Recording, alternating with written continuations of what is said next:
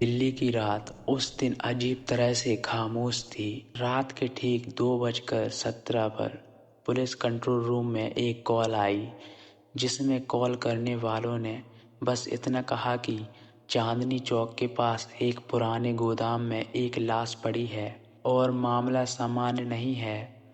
CID team मौके पर पहुंची।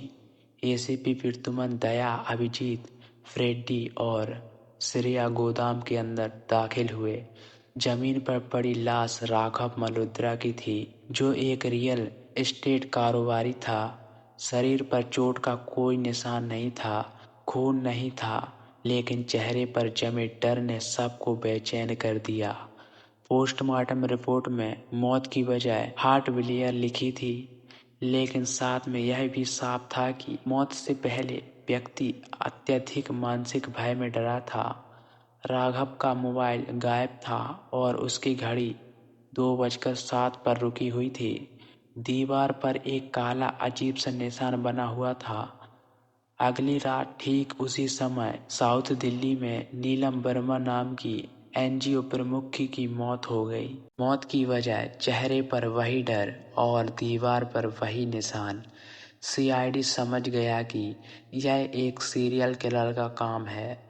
तीसरी रात एक टीवी पत्रकार अमन जोशी की मौत हो गई और इस बार लाश के पास एक मोबाइल रखा था, जिस पर लिखा था कि मैं मरता नहीं, मैं सच दिखाता हूँ। जांच में पता चला कि तीनों लोग 2012 के एक बड़े प्रोजेक्ट खामोश शहर से जुड़े थे, जिसमें झोपड़ियां हटाने के दौरान आग लगी थी और 27 लोग मारे गए थे। यह केस दबा दिया गया था। सीआईडी को एक नाम मिला, अनिरुद्ध शेखर, एक पूर्व सीआई अधिकारी, जिसे उसी केस की सच्चाई उजागर करने की कोशिश में सरेंडर कर दिया गया था। उस आग में अनिरुद्ध की पत्नी और बेटी की मौत हो गई। अनिरुद्ध ने एसीपी प्रद्युमन को कॉल करके कहा कि आप सही दिशा में हैं, लेकिन देर हो चुकी है। लोकेशन ट्रेस हुई और सीआईडी पुरानी प्रोजेक्ट साइट पर पहुंची, जहां अनिरुद्ध बिना हथियार के खड़ा था। सामने एक लैपटॉप और वीआर सिस्टम था। उसने बताया कि उसने किसी को मारा नहीं, बल्कि उन्हें वही दिखाया जो उन्होंने किया था, यानी कि उन्होंने 27 लोगों को मारा था। उन्होंने गांव में आग लगाई थी।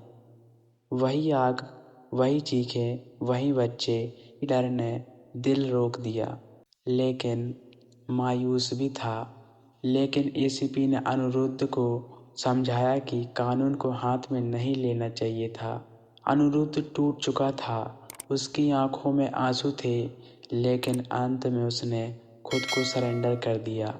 कोर्ट में केस चला, खामोश शहर केस दोबारा खुला, दबाए गए ऑफिसर जेल गए और मरे हुए लोगों को इंसाफ मिला।